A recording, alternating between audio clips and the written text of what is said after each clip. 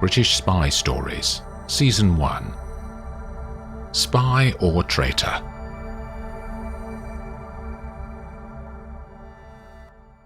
Hi, this is MF Kelleher. Next week is the final episode of Spy or Traitor, Season 1 of British Spy Stories. There'll also be a preview of Season 2, The Kill Order, which starts the week after that. In Season 2, Gabby's adventures in MI6 continue, and she has to go undercover deep into Eastern Europe and destroy a violent trafficking operation. The audiobooks of all the stories are on Audible if you want to give someone a gift, and the Kindle and paperback versions are all on Amazon. To find any of those, follow the link in the show notes below for this episode. I'm writing more books all the time, and I'm just starting book 4 of Gabby's Adventures, which will be out in April 2024. Thank you for listening. I'll see you soon. Episode 27. Stephen Laughton stands looking out of the window at the Thames.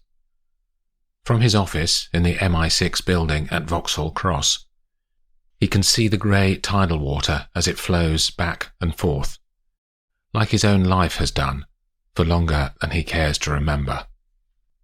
A knock on the door echoes around the room. "Come in, Martine," he calls, and hears the door open behind him, but doesn't turn as Martine will do her work quietly without disturbing him. Laughton continues his rapt attention on the river. "Stephen." The voice is not Martine's, and Laughton turns his head. "Sir Bernard, I thought we need to talk." "Of course, sir." Laughton turns away from the glass.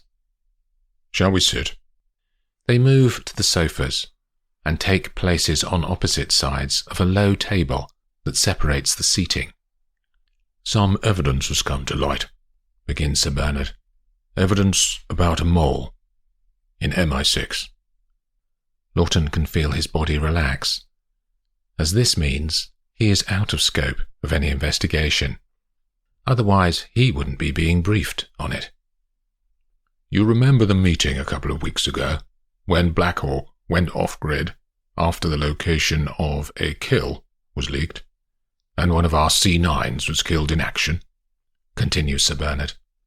"Of course." "Do you remember that we sent Riverside to bring her in?" "Yes, naturally," says Laughton. "Do you remember that he met her in Switzerland, and that they were attacked and the location of that meeting must have been leaked, as very few people knew about it?" Laughton stops responding to each question, as Sir Bernard seems to be building a narrative. "Do you remember that we put untrained embassy staff into a live operation after Black Hawk disappeared, so we could continue her work of turning a member of the criminal gang operating in Berlin?" continues Sir Bernard. "Well, those embassy staff are dead now. Murdered. The information on that operation was leaked as well. We responded, of course. An investigations branch have been interviewing people, searching for this Petrov character." The more senior man stops and lets time drift on inside the room, like the water outside the window. "It turns out that Black Hawk has spent 2 weeks gathering evidence about the leaks." "Excellent," says Laughton. "She's a good agent," says Sir Bernard. "She has sent me a file of evidence, and Miss Perrotts, in investigations, has filled in the details from her interviews." Sir Bernard stops again and turns his head to the light coming through the window. He adjusts the spectacles on the end of his nose, then turns back to Laughton. "We know you are the mole, Stephen. We know you are Petrov." "That's ridiculous. Black Hawk is trying to frame me, obviously. She's never been dependable, and this just shows she has a streak of revenge about her. I never did trust her." The other man watches the bluster. "Stephen," says Sir Bernard sharply, then more quietly, "you're embarrassing yourself." "But—" Sir Bernard raises his palm to silence Laughton. "You have 2 options as far as I can see," he says. Remain in post, and we feed Moscow false information from you to them. Or you spend the rest of your life in prison somewhere, and likely meet a Russian assassin one day, when you least expect it. Laughton has thought about this moment repeatedly over the years of being a traitor. What would he say when the evidence is too compelling? What would he say when the final dead end is reached?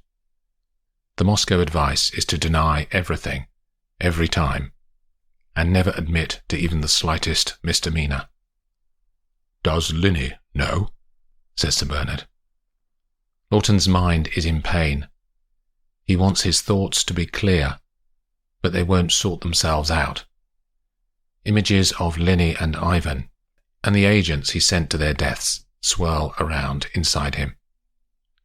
His mouth opens to speak, but words are not there. He searches for anything that will make it all stop. "I assume she doesn't know." Laughton, finally, acknowledges what he has spent the last 20 years lying about, and the sounds croak out from his gullet. "She doesn't know." His eyes are fixed on the floor. He can't look at Sir Bernard. He feels a wave of relief and a wave of sadness, and his eyes water. Sir Bernard sits patiently. He has known Laughton for 5 years, and had not suspected anything like this. The acting has been extraordinary. Sir Bernard has seen moles before, but never at this level. Never with over 20 years' service in MI6. "Was it from the beginning, Stephen? At Oxford?" Laughton clears his throat. "Yes." "Was the man you found dead on the heath your Russian controller?" "Yes." "Are you prepared to feed Moscow false information from now on, and appear to stay in post?" "Yes," he says without hesitation. "You'll have to be debriefed by the investigations branch over the next few weeks, of course. We'll need every detail, every leak, every meeting." "I understand," he says. He finally raises his head to the other man. "I assume you are carrying the standard issue Russian arsenic tablet," says Sir Bernard. "If you would be so kind." He holds out his palm, and Stephen pulls out the capsule and hands it over. "Is Martine part of it?" No, not at all." "She'll need to be changed, nevertheless. I'm going to bring Murphy in from Berlin on this for now," says Sir Bernard. "He will make all the decisions pertaining to the official role, but you will still have the job as far as the outside world and Moscow are concerned." Sir Bernard stands up. For a second the two men look at each other, both with no discernible emotion on their faces. Then the more senior man turns away and walks out of the door. The traffic on Highgate West Hill is heavier than usual, as it winds its way up from Swains Lane shops and restaurants, past Karl Marx's grave in Highgate Cemetery, and curves around the village's South Grove at the summit. Laughton sits in the back of the cab and watches the lights of the cars coming down the hill, his heart still beating fast, as it has done in the 2 hours since Sir Bernard confronted him. The taxi drops him off on the corner of the road, and he walks to his front door. A slight rain is in the air, carried on the breeze that blows in from the heath. He turns the key in the lock and goes inside. "I'm here, darling," Linny calls from the lounge. He walks through the house to her. "I've had a very odd day," she says. "You know that case of the mercenaries? My client was being charged with handling secret information. I had a call just as I was leaving tonight. It was the chap from the Cabinet Office. Said he had spoken to the Attorney General, and the case against my client has been dropped. Just like that." "You must have scared them, my darling," he says quietly. "You think?" He nods and she notices his sadness. How are you? You look tired. She holds out her hand to him, and he sits next to her on the sofa. How was your day? They talk for half an hour, then Stephen makes them dinner while Linny has a bath. They eat in the dining room and set places on the table at the far end so that they can see the day slide away into dusk. Linny clears the plates and Stephen decides to take his bag into the study from where he left it by the front door. On the doormat, a small square piece of paper sits, dead center. He didn't see it when he arrived home and stoops to pick it up. He unfolds it. The message reads, "Outside at 9 p.m. He checks his watch. It is 8:50. He puts his bag in the study, then says to Linny he is going to get some air. She is listening to the radio and waves a silent hand to acknowledge message received. He turns the handle and steps out into the night. It is colder now than when he arrived home. He buttons up his coat, the one that Linny bought him for Christmas. Laughton walks into the road. There is no traffic. He stands, waiting for something, but he isn't sure what. The streetlights stand guard, marking out the route down the hill in one direction and to the heath in the other direction. There are few sounds, only a distant drone of traffic, creating a permanent London background noise that no one notices after a few weeks of living there. Petrov? The word comes at him like an arrow. He turns, and a figure is standing in half shadow, only 10 feet away. Who are you? He says. Your new controller.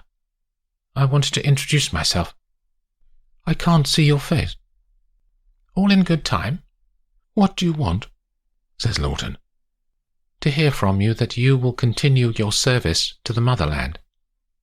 I will. So your thoughts of stopping? She says. You've changed your mind? Yes. Ivan was the one who encouraged me to think like that. We suspected as much. It will continue, just like before, he says. They will be glad to hear that. I'll be in touch. You can go now.